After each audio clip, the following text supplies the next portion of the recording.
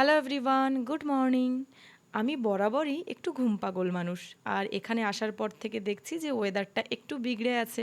বানারসে এত ভালো ওয়েদার ঘুমানোর জন্য তো আমি পাই না। তো ঘুম থেকে উঠতে উঠতে বেশ খানিকটা দেরি করে ফেলেছি। ওই 10টা মতো বেজে গেছে। আর তারপরে না কালকে ওই ঘর পরিষ্কার করতে গিয়ে এই কানের দুলগুলো আমরা খুঁজে পেয়েছিলাম। একটা সেট ছিল। তো আমরা এখন সবাই মিলে এখানে বাছতে বসেছি যে কে কোন কালারটা নেব।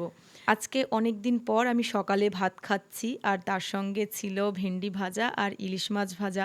এই ইলিশ মাছের জন্যই কিন্তু সকালে আজকে ভাত খাওয়া। তারপরে কোনো ফুটেজ আমি নিতে পারিনি। আর রাতের দিকে আমাদের একটা বিয়ে বাড়ি ছিল। নিজেদের বাড়িরই একটা বিয়ে ছিল, কিন্তু সেখানে পৌঁছাতে পৌঁছাতে আমাদের অনেকটা দেরি হয়ে গেছিলো। আমাদের পরের দিন একটু কাজ ছিল, ওই জন্য আমাদের বাড়ি থেকে আর কেউই যেতে পারিনি।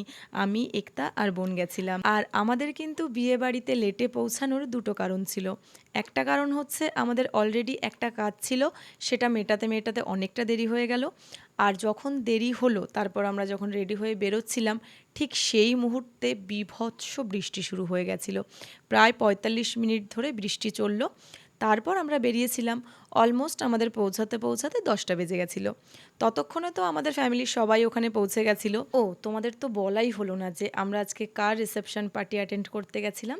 এটা হচ্ছে আমার মেজো জেঠুর মেজো মেয়ের ছেলে, মানে সম্পর্কে আমার ভাগ্নে। তো তার রিসেপশন পার্টিতে আমরা গেছিলাম। আমার বাবা, জেঠু কাকারা, পিসি সবাই মিলে 8 ভাই বোন। তো সেদিক থেকে আমাদের বংশটা অনেক বড়, তাই আমাদের পরিবারেও প্রচুর লোক।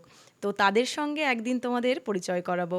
আজকে মুখগুলো একটু দেখে নাও, তো পরে একদিন সময় করে সবার সঙ্গে তোমাদের আলাপ করিয়ে দেবো, কেমন?